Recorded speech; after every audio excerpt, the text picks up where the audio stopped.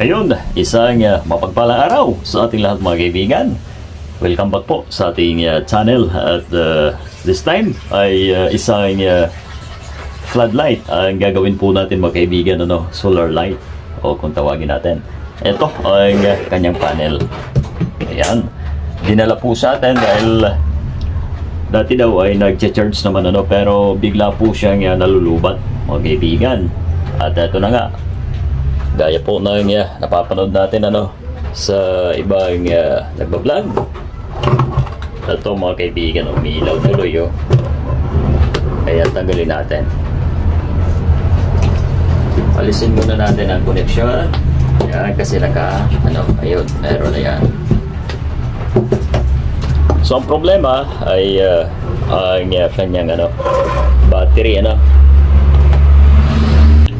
So yun ang ginawa po natin para mabaklas ang glass niya ay ito depende na po yan kasi sa inyo kung ano ang mas mabilis o mas madaling paraan para sa inyo mga kaibigan. Ito, binutasan po natin dito sa likod. Ayan. Dito tayo, saan ba? Medyo napingas pa po natin nga.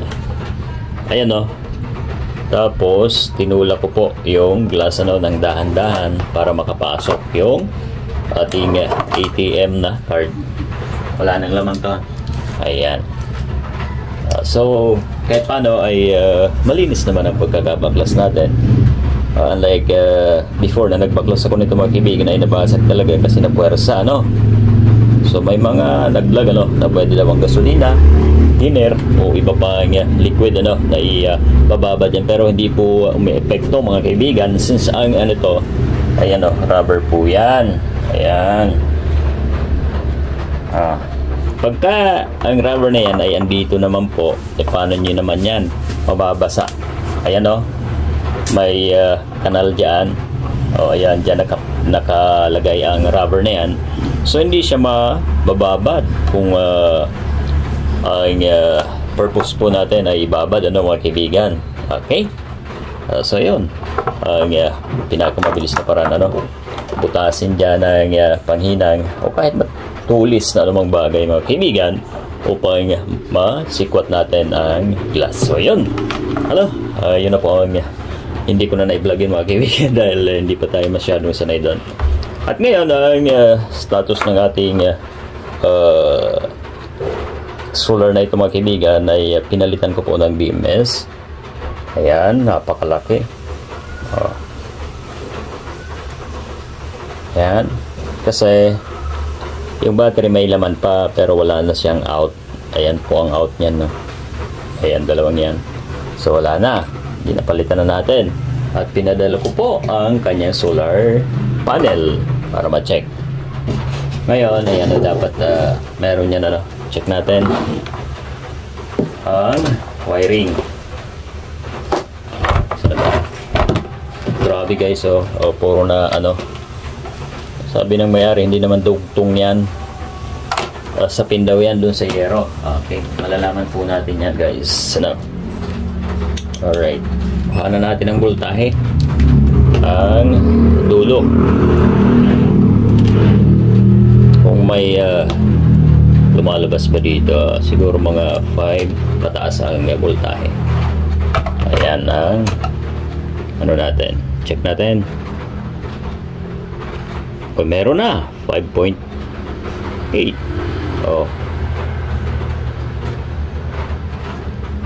So yun ibig sabihin ang problema po nito mga kaibigan ay ang BMS at yung ating battery. So magpapalit po tayo guys ng battery at yung BMS ay palitan na po natin. Ngayon mga kabalita ay kabit natin ang BMS kung magcha-charge na ba ang ating unit. Ayan, hinang lang po natin dito.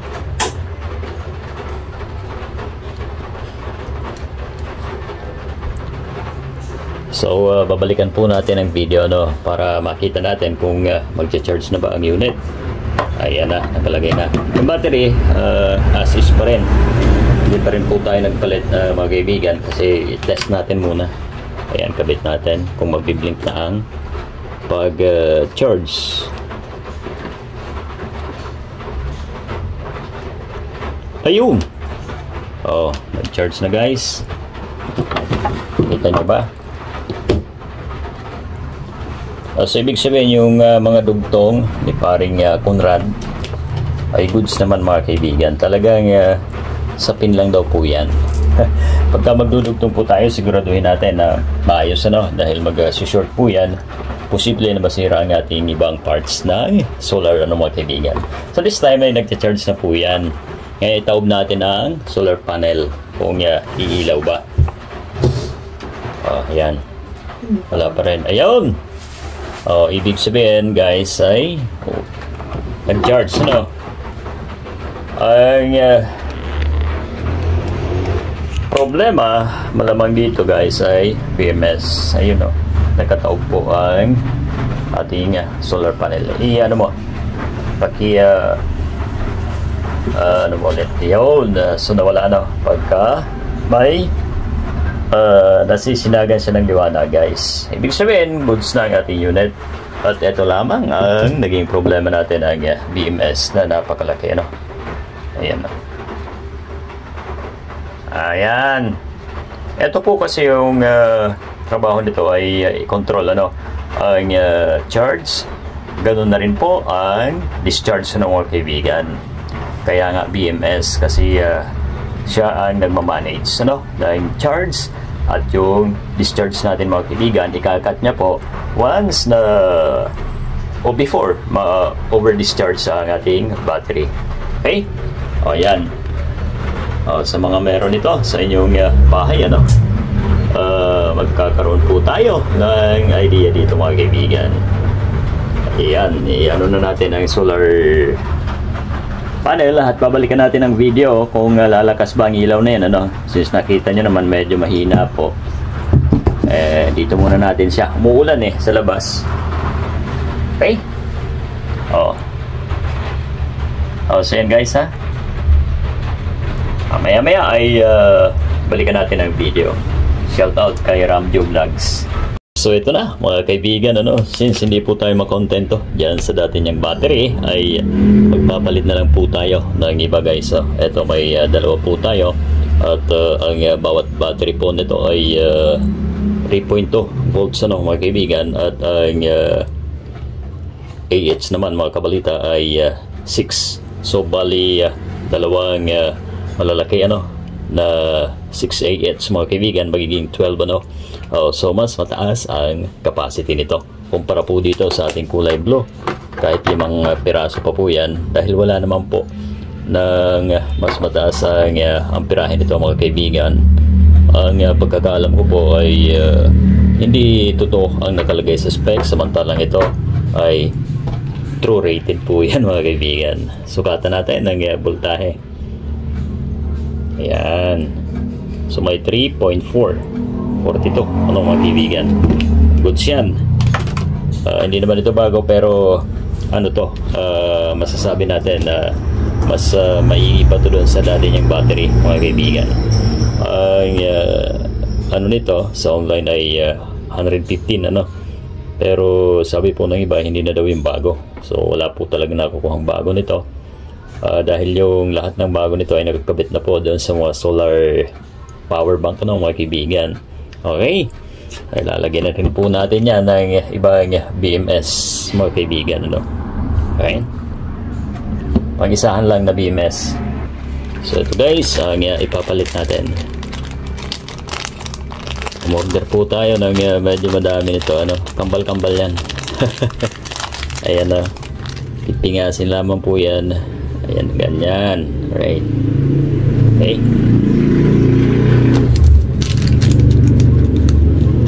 Okay. Siyempre, to be able to ensure mga kaibigan na to ay tatagal at hindi na magbabackjab muna.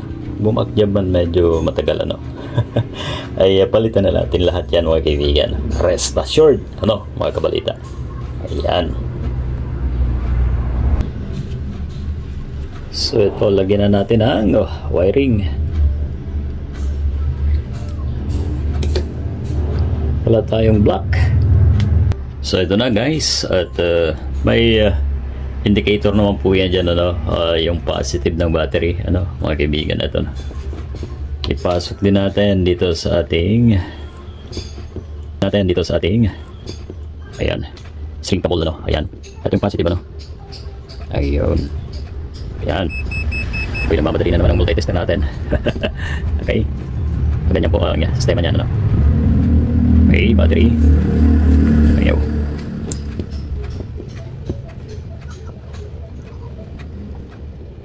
At negative. Ayan. Ayusin natin ito isa.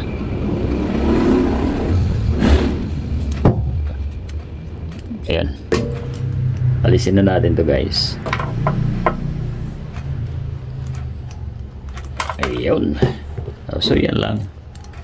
Gagawin na hindi pa mapapasok yung papunta doon kasi may shrinkable tayo. Anyways, dyan na lang siya.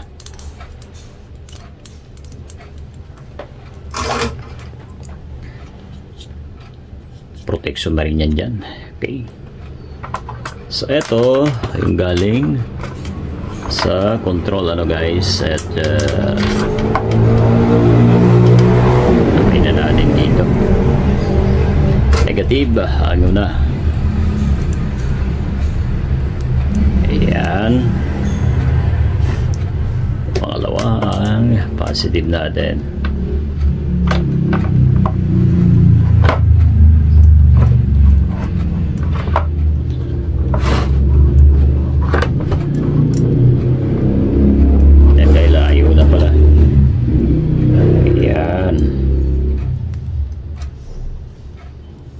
Okay. Check natin kung may pumupunta sa control, ano. Baka naman wala. Ayun. Nag-charge siya guys. So, check natin. Ayan. So meron, ano. Meron. Okay. Charge 3.4. Okay. Ngayon test natin itaob yung panel, ano. Ito guys. Taob na muna natin. Ilaw. Yan. Ayun. So kita nyo kung gaano siya kalakas guys. Alright. Grabe. So yun. Ang pinalitan natin, ano, mga kaibigan, ay ang BMS. Ito.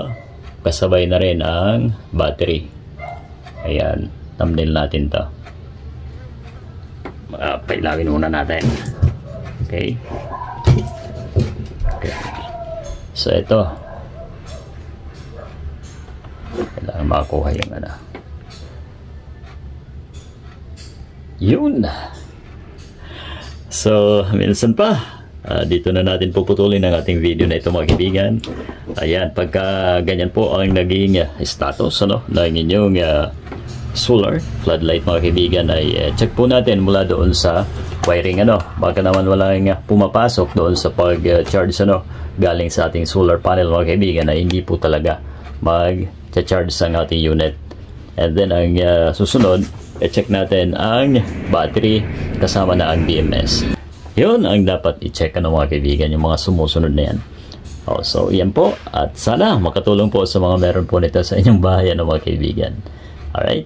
Maraming salamat sa inyong pagtutok. Once again, ito po ang inyong kabalitan, Kabalita TV, mga kaibigan, at balhakob sa ating Facebook, ano, paki-follow at paki-subscribe naman ang ating mga channel, mga kaibigan. Ayan, nag-charge po tayo, ano. Okay, check natin ulit. Taob. Ang iliwanag pa. Kailangan yung wala talaga. Ayun. Okay, so goods na ang ating unit. Alright, thank you and God bless sa ating lahat.